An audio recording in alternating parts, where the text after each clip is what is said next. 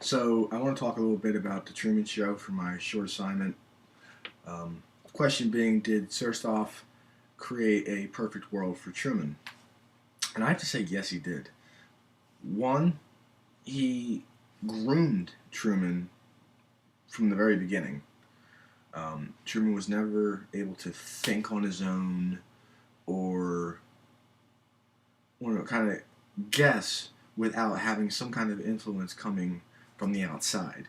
So what Truman believed as being real was real to him, but he was doing all his thinking based on what he was being influenced on or what he's being taught by what Sertov is pretty much manipulating him to do. A good example, so he goes to school and he never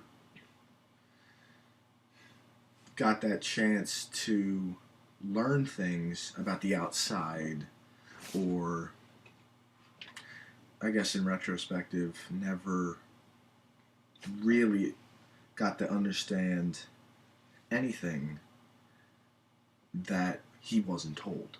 What he was told was real. He believed was real. So in retrospect, yeah, he did kind of create a perfect world because Truman never knew anything about anything else unless he was taught it. Um, perfect world comes with a lot of other things. The perfect wife that he has. She cooks for him, she cleans for him, does all this stuff for him, and she's a perfect housewife. And that in itself can be considered a perfect world because you find that someone that you really care about and they do everything. It's just no matter what, it's done. So to accompany alongside that and what he grew up to know, yeah, that's a perfect world. But then you have his friends or friend um, who he believes has been with him through everything. They're real tight. They know everything about each other. Um, yeah, that's a perfect world to have that somebody put there that goes through you through everything, knows you really well, does everything with you together, has been through everything with you together. So yeah, that's a scenario of the perfect world because you know they never had a problem with anything, and when they even did, it was kind of a manipulated problem. Um, but ultimately, I think that's what led to Truman finding out that something was wrong. As you see in the movie, he's always trying to run away because I had a suspicion that he always knew something wasn't right because nothing was ever going wrong. Everybody knew him, everybody said hi to him, there was never problems. Um, so I think he kind of picked up on that, and that's what kind of led him to think, something's going on, and then he picks it up, he finds out, well, everything's going wrong, and everything he knows is completely wrong, and that it was manipulated. He never knew what it was like to do anything for himself, truly for himself, because it just naturally happened. It wasn't manufactured. Um, and I do. I think that having somebody else control his life and never leaving any room for error. Every time something came up, they always had an answer for it. Sometimes I think you need to have just left it as not having an answer.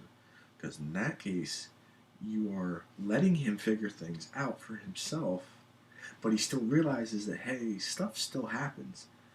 Like, you use this as an example, but let's say that, you know, there's a big crime or something, and they go through the whole thing and they find the suspects and all that, and I mean that happens. That's real. Or some big like a war breaks out or something. He never experienced that, so I mean he truly thought that he was living in a perfect world because everything he was told, he believed. He was groomed that way, and I think that's just how it really ended up being. But I ultimately believe that that was the downfall of the show.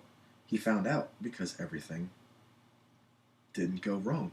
in essence. If they had just let stuff go wrong and let him figure it out and let him believe that what he was doing, or what was happening for a reason, that might have saved them. But, you know, the scene where he's trying to run away and he thinks something's up and he's talking to the police officer and, they're trying to reset him. Oh, there's a big accident going on, radiation everywhere, you need to turn around and go back. I seriously believe that he thought what he was being told was real. That's what he thought. But the officer knew his name. But I don't think Truman knew that officer's name. And everybody says hi to him. So I think that point is where he figured out something's not right. And he got scared. Why he ran away. We all run away from stuff that we're scared of. So, to conclude this, I believe that yes, he had a perfect world, but a perfect world just can never exist because we all know there is no perfect world, and I think it's human nature that we know that, and that we're going to go through these trials, and to not go through these trials, I think we know something's up. And at that point, he knew something was up, and he put pieces together, and when you put two and two together, and you find out something shocking, your life is about to be turned completely upside down, which ends up happening in the movie. So, yeah, I believe that that's because they didn't leave any room for error. And if you're trying to have a perfect world, there is no error.